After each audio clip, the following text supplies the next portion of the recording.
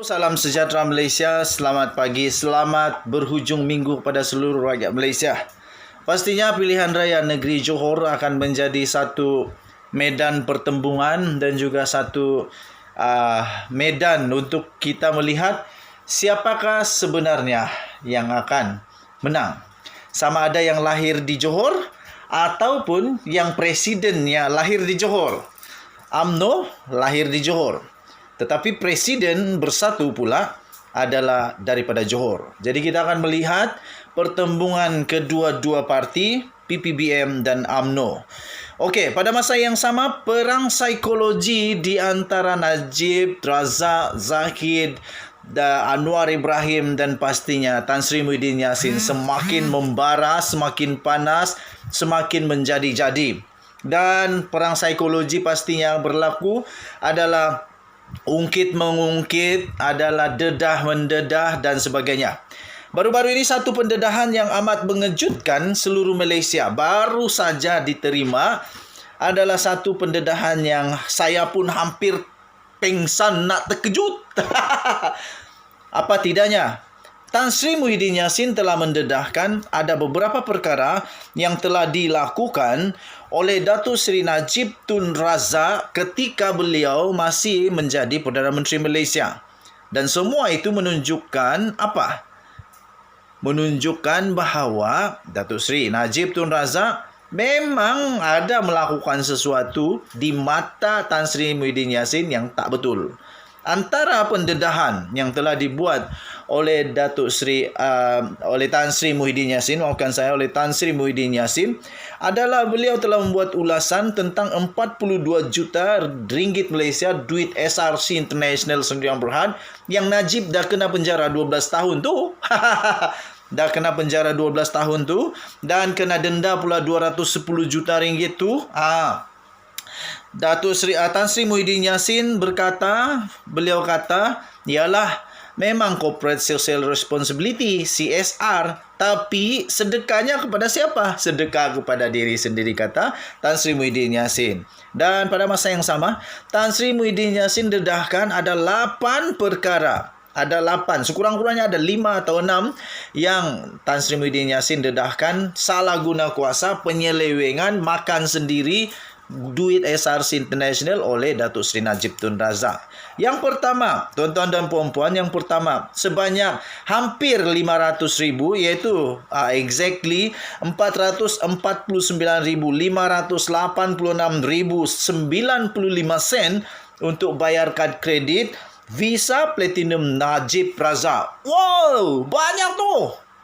Aku rasa EPF aku kalau sampai mati tak sampai pun 400,000. Aku rasa kalau lepas pencen moratorium tak sampai pun 400,000. Wih, banyak nih.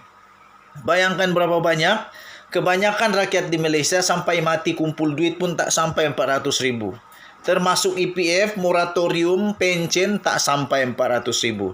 Datuk Seri Najib Tun Razak hanya sekali bayar Visa Platinum 449,000. Menang tak menang, hebat.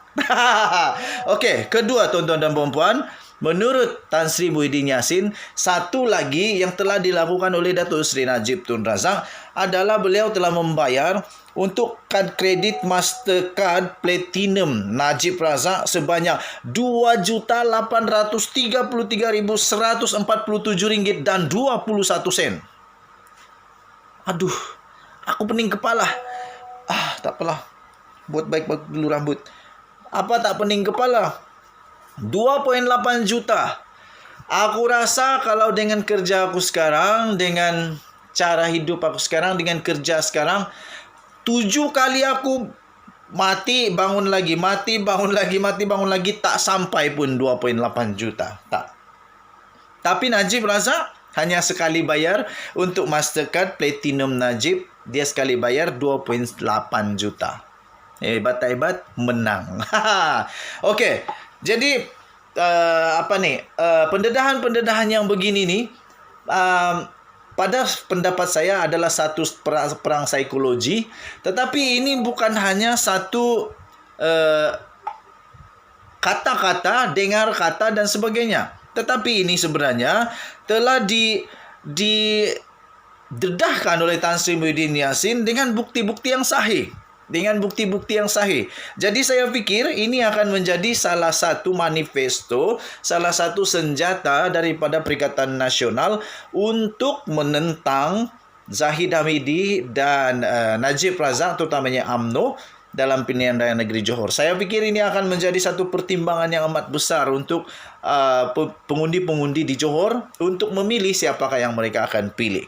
Okey, seterusnya RM240,000 dibayar kepada satu syarikat namanya Vital Spire Sdn Bhd milik seorang adun UMNO Johor untuk mengendalikan sebuah portal online. Wah, bestnya. Wah, ini hebat. RM240,000 dibayar kepada Vital Spire Sdn Bhd milik seorang adun Johor untuk untuk mengendalikan sebuah portal online. Aku tak tahulah ini apa yang orang sebut JCOM. Sebenarnya sampai sekarang saya pun tak tahu apa ini JCOM. Coba kamu terangkan sama saya apa itu JCOM. Kamu komen di sana. JCOM itu apa? Apa fungsi dia? Best kah tidak? Mungkin itulah, tapi saya pun kurang pasti. Yang pasti, menurut Tan Sri Muhyiddin Yassin, RM240,000 ini dibayar untuk hanya mengendalikan sebuah portal online. Hebatnya. Okey, seterusnya 2.5 juta dibayar kepada sebuah firma guaman untuk kerja-kerja political intelligence. Halawe. Kalau ini betul 2.5 juta dibayar kepada sebuah syarikat firma guaman, tak payahlah kita pergi mahkamah. Tak payah pergi mahkamah. Buat syarikat guaman, kemudian buat political intelligence, dapat 2.5 juta. Hebat. Tak kalau betul lah, harap-harap tak betul. Tapi menurut Tan Sri Muhyiddin Yassin, katanya ada bukti sahih. Okey, seterusnya RM238,000. RM238,000 dibayar kepada seorang Tan Sri untuk kerja mempromosi Ahjib Go. Coba kamu komen apa maksud Ahjib Go. Orang-orang yang masyarakat yang berbangsa Tionghoa, yang pandai Cina, coba ajar saya apa maksud Ahjib Go. AHJIBGOR. Apa itu RM238,000. Satu lagi, RM100,000 dibayar kepada seorang kontraktor untuk membina store. Ini lucu. Aduh, adik aku pun ketawa lucu. Apa tak lucu?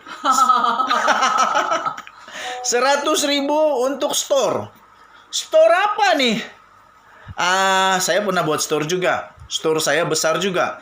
Store saya lebih kurang 20-30. 20-30, kosnya tak sampai pun RM20,000. Store tak sampai 20-30 RM30,000 tak sampai. Pun dah cukup bagus. Jadi kalau store RM100,000, aku tak tahu store ni store apa. Nak simpan apa tak tahu. Okey. Seterusnya, RM56,500 dibayar kepada sebuah syarikat plumbing. Sebuah syarikat plumbing untuk kerja pemasangan tangki air. Plumbing dengan tangki air RM56,500.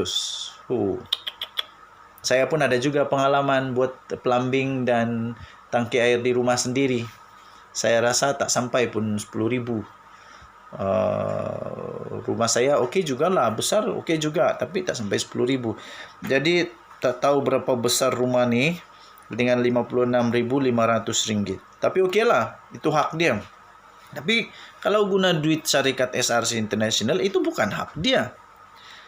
Ya, hak dia untuk buat berapa besar rumah hang nak buat, hang buatlah. Tapi hak duit, duit siapa? Okey, yang terakhir, menurut Tan Sri Muhyiddin Yassin, katanya RM77,300 dibayar kepada seorang kontraktor untuk membaiki kediaman peribadinya di Pekan.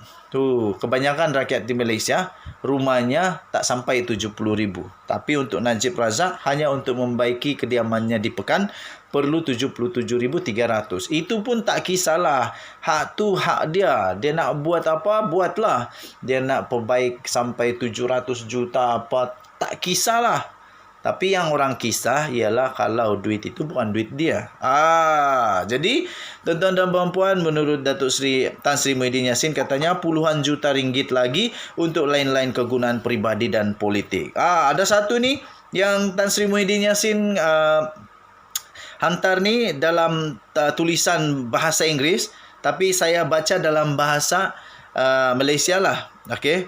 Dalam bahasa Malaysia katanya begini, Mahkamah Tinggi dan Mahkamah Rayuan mendapati Najib merampok syarikat SRC daripada KWAP, wang KWAP iaitu wang rakyat, wang orang pencen. Kesian. Kalau aku pencen nanti masih ada duit kah? Okey, tapi ada. Okey. So, terjemahan ini diambil daripada mahkamah. Terjemahannya, kata Hakim Yang Arif, oleh yang demikian kami bersetuju dengan Yang Arif, Hakim perbicaraan bahawa semua elemen penting penyalahgunaan harta yang diamanahkan oleh perayu iaitu Datuk Seri Najib Tun Razak telah dibuktikan.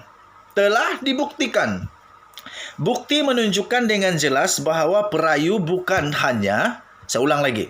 Bukti menunjukkan dengan jelas bahawa perayu bukan hanya menyalahgunakan 42 juta ringgit Malaysia iaitu mauduk 3 dakwaan jenayah pecah amanah, tetapi juga telah memindahkan kepada kegunaan dirinya sendiri harta yang dia telah salah guna secara tidak jujur. 42 juta ringgit berlawanan dengan dakwaan perayu bahawa dia menggunakan untuk tujuan program tanggungjawab sosial korporat atau CSR syarikat. Telah sebenarnya digunakan untuk manfaat pribadinya dan untuk tujuan politiknya. Satu lagi yang terakhir, kata mahkamah, ini bukanlah sesuatu yang boleh dikatakan sebagai telah dilakukan demi kepentingan negara. Tiada kepentingan negara di sini, hanya keaiban negara. Memalukan sungguh. Okey, so berikan komen kamu. Apa komen kamu dengan pendedahan ini? Kamu rasa ini best ke tidak? Boleh jadi di pertimbangan untuk rakyat negeri Johor ke tidak untuk mengundi dan sebagainya? Kamu komen di sana. Terima kasih kerana bersama-sama dalam channel ini. Pastikan kamu terus bersama dengan channel saya, The Twin TV, dan ada satu channel lagi, channel untuk saudara saya, kembar saya sebenarnya, iaitu Nazilin Unity. Ada orang salah faham, ingatkan kami ni sama tak sama. Okey, selalulah tengok-tengok dua channel ni, The Twin TV dan juga Nazilin Unity. Kita jumpa lagi pada video-video yang akan datang dengan pendedahan-pendedahan yang lebih seru, panas. Okey, kita jumpa lagi. Selamat berhujung minggu. Kita jaga kita lawan COVID sampai menang. Bye-bye.